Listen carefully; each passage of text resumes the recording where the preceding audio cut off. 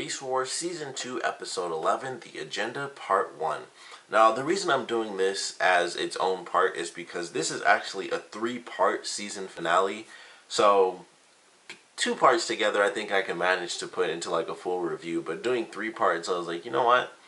I'm going to separate this. I'm going to do Part 1 by itself, and then I'll do 2 and 3 as their own thing. And I should have probably done Part 1 and Part 2 as their own thing, because Part 1 is just the beginning. But it's like, I'm pretty sure every episode, like, I mean, even this as being Part 1, still has a lot of content to it to talk about. So it would have probably ended up being the same thing. But I watched the last 2 episodes as a group, and then I'll review those together before heading into Season 3.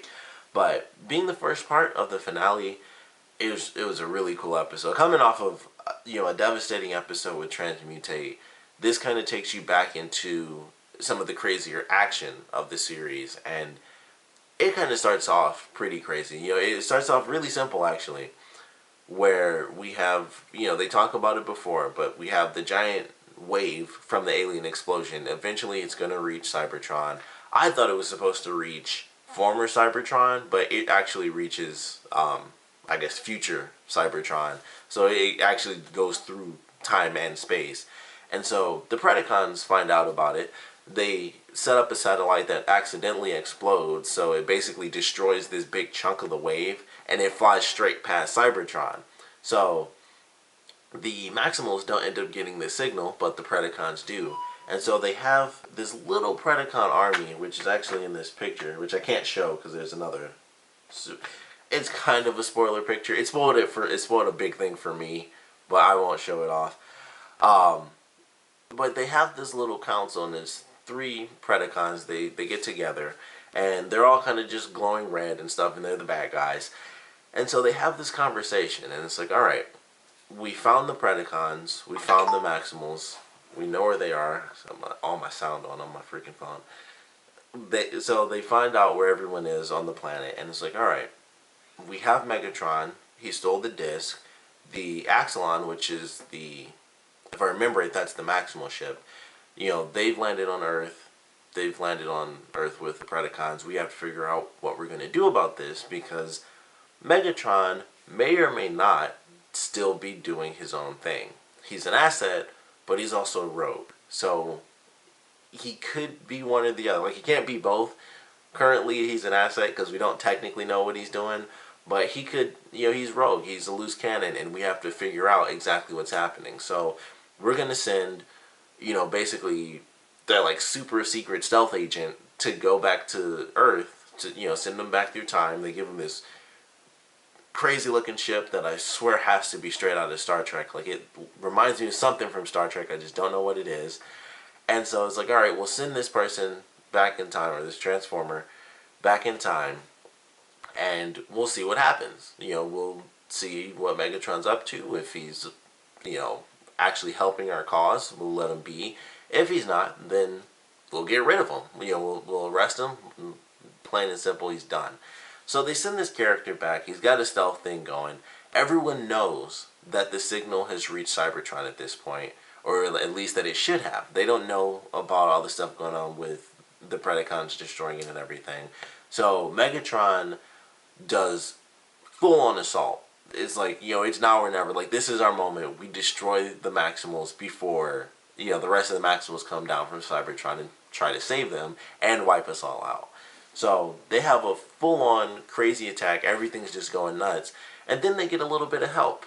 This random invisible ship comes in, just starts shooting crap up, and it's like, what's going on? So, the Predacons retreat, and the Maximals assume, like, oh, we got help. Cybertron sent help for us. And then they see the ship, and it's like, that's definitely not a Maximal ship. But Optimus says, let the shields down, because if they wanted to destroy us, they would have already done that, with the ship that they had. So they let the shields down, and this person comes in, like, they're standing in, like, this open air hatch on the ceiling, and they're invisible. And Optimus says some stuff. He's like, I think I know. Basically, he's like, I know who this is, because there is someone from the Great War that was actually repurposed, that used to be a Decepticon, but was actually repurposed as a Predacon. And this Decepticon that was repurposed was Ravage from the G1 series, who is one of Soundwave's cassettes. And so Ravage was like the Black Panther of all the cassettes. It was like, one of two animals, the other was Laserbeak. So you have Rumble, Ravage, Laserbeak, and Frenzy. And Frenzy was basically Rumble, but he couldn't do Rumble's cool like hammer thing. He was just a tiny transformer. He was a microbot pretty much. So they show that it's Ravage, and I remembered that he came into the series. This was one of like those little things I remember it, because I remember one scene with his character, which I think is going to be in part 3. I'm pretty sure it's in part 3. So he shows up, and I'm like, that's awesome. He's like normal size with him. He's not shorter or anything. He's like repurposed completely, so he's tall. And he comes in, and he's like this, super stealth, and he's got basically like 2 pistols and stuff like that. And he's really cool actually. And so he's like, basically, I'm here to help you guys. I'm here to help you stop Megatron. So they go and they attack the base, and it's simple, except for one little moment that ties into an earlier scene. So we have an old episode with the Experiment X thing going on when Rampage first shows up, and that's a good episode to put Black Arachnia and Silverbolt together, and they have this little relationship thing going on where it kind of starts off. And in this episode, we have it where Silverbolt and Black Arachnia meet up. And Silverbolt takes Black Arachnia. It's like this little disc thing that basically she uses for a stasis pod to actually get it to fly. But when they meet up, they have a little conversation and stuff, and Silverbolt brings up the fact that, she should join the Maximals again, just like he did in the other episode. Like, your protoform was the Maximal protoform, like, you should join up with us. And she starts kind of playing around with him, like, deep down in there, I think you like the fact that I'm actually bad, or something like that. And then they start kissing, and then she like drops her gun and the other thing. So I'm assuming they just flat out do it. I don't know exactly how all that stuff plays out, but they have sex. That's basically the gist of it. They drop their guns and they have sex or something. And they actually have this funny scene because Silverbolt, I guess just typically when you have sex, it takes a while. So he was gone for a long time.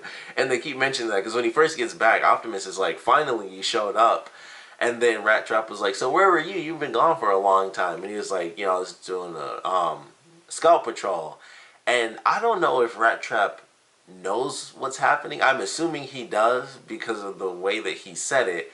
It could just be Rat Trap being a bit of an a-hole, but it was a little too specific because he was like, oh yeah, scouting the enemy, find any new positions, and then Silverbolt like jumped him, like he punched him straight in the face, and then he stepped on his head, and Optimus had to like get in there and stop him. He's like, hey, and he's like, sorry, he said something and I overreacted. And it was kind of funny because Optimus was like, yeah, he can do that. And that's pretty much how that ended. He was like, yeah, he can do that, but now's not the time. And I was like, that's actually a really funny reaction.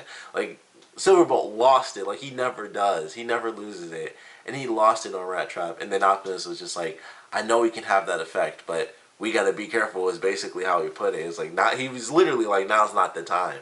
So it's kind of funny that that was his reaction to Silverbolt, of all people, losing it on Rat Trap. But like I said, I don't know if he knows 100%, but it was a very adult moment joke, and I kind of loved it. He's like, oh yeah, scout the enemy, find any new positions, and it was just really funny. Like, I love that scene. So when they're doing this whole attack on the Predacon base and everything's going kind of simple, we have some sort of little mission that Megatron has Waspinator going, and it's a part of this really big gamble. That seems to be his thing, apparently. But when they do like the finales, Megatron just seems to do like random stuff and hope it pays off every time it's a finale, because that's what he did in the last season. It was like, I hope this pays off with Tarantulas and Black Arachnia doing their thing. And now he's doing the same thing, and he sends Waspinator, and he's like, I want you to go to these coordinates, and Black Arachnia is like in the background and stuff. So odds are that's where she's going. And Optimus says, like, attack her. He's just, of course, saying this to Silverbolt. And she kind of winks at Silverbolt, and he doesn't do anything because he has feelings for her. And Optimus starts to say something like, if she's going where I think she's going, but he gets shot in the back. So I don't know what he thinks she's doing, and I don't know what this plan is. Like, I don't know where Megatron is trying to send her, or what he what this gamble is that he has planned. It's somewhere, and I might know where it is. It's actually, you know what? Because of the scene that I'm remembering with Ravage, I think I know what's about to happen. This might be kind of the big thing that I've been waiting for in the show. But he was like, if she's going where I think she's going, and then he gets hit in the back. So that's probably going to come up in the next 2 episodes, most likely in the very next episode, with what the deal was with Silverbolt not attacking. But it was really cool. They go through, they attack the base and everything. Rampage like gets destroyed early on in this episode by Ravage. When he shoots him with the ship, he like blows him up, so he's destroyed. I don't think they even put him back together. I think they had to take off, so his parts I think are still at the maximal base actually. So Waspinator's off doing this random thing.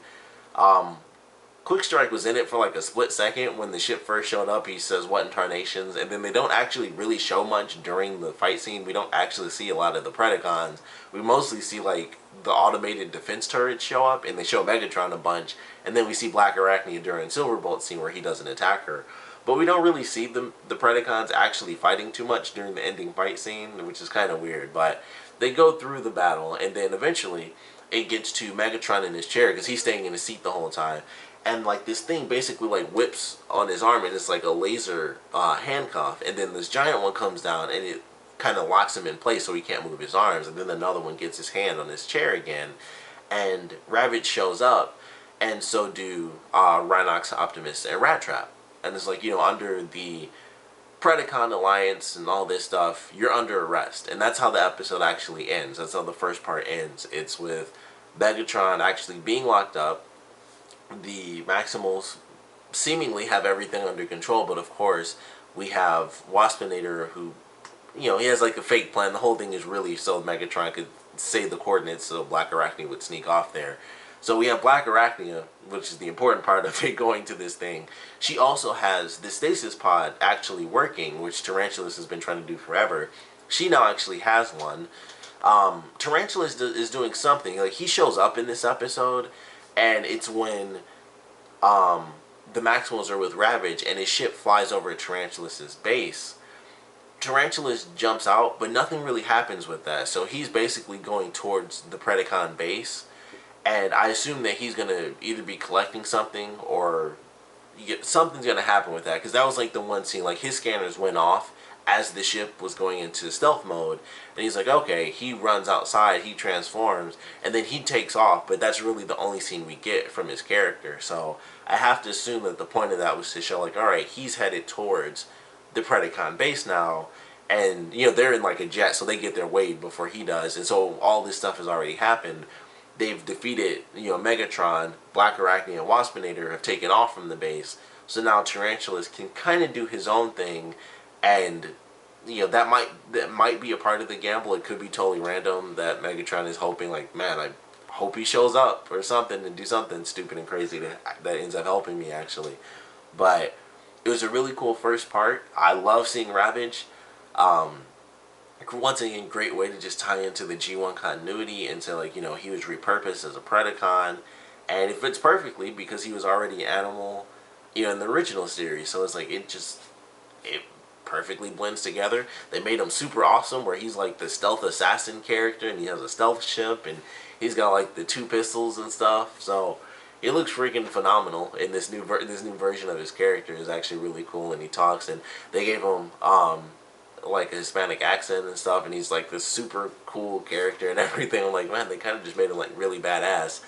So I really like this new version of the character, and I'm really excited to see the next 2 parts of this finale. But I'm excited to get into it and end off the season. I think I only have like 14 episodes in season 3. These are much shorter seasons. The first one was like 20 episodes. The first season was like 21 episodes or whatever, and this was only, I think, let's see, 7, 8, 9, 10, 11, 12, 13 episodes for this, and then I think the next one is about the same, 13 or 12 episodes for season 3. But very cool first episode. Great reveal. Because I didn't know this is when he came into the series. I just remember bits and pieces. I don't know where they are in the seasons. It was like, sweet, you know, he's the stealth character, and I knew it would be important. Because when they first introduced him, it's like, you know, I sent an agent out, And then this is when they're having like the little Predacon council thing with the three Predacons. It was like, I sent an agent to go back in time. He's like, you know the one. And I'm like, whenever they do that in television, it's somebody super special or super cool. And, you know, they could easily just be like, I sent this person out. But it's like, I sent an agent out. You know the one. It's like, oh, that's a super obvious tease that something good's about to happen. So, great way to do it. Probably lost on me as a child. I can almost guarantee that. But I appreciate it a ton now because I'm such a huge Transformers fan. So, really awesome to see Ravage come into play. I'm excited. I think I know where this finale is going. I believe this is I would have to say, if this is what happens in the final 2 episodes, what I'm thinking of, this is like the ultimate change to the series. But that might not happen in the actual finale. That might happen in season 3. But you know, I'll have to wait and see. But I know there's a big change coming, and I cannot freaking wait to see how that plays out. But I'm pretty sure that's in. I would assume the final episode is like the ultimate change, and I'm really excited for that. But this is definitely a fun episode. Of course, if you guys have any comments about it, please put it down in the comment section below. Or, you know, have any comments about anything Transformers, put your comments down in the comment section below. And, of course, thanks for watching.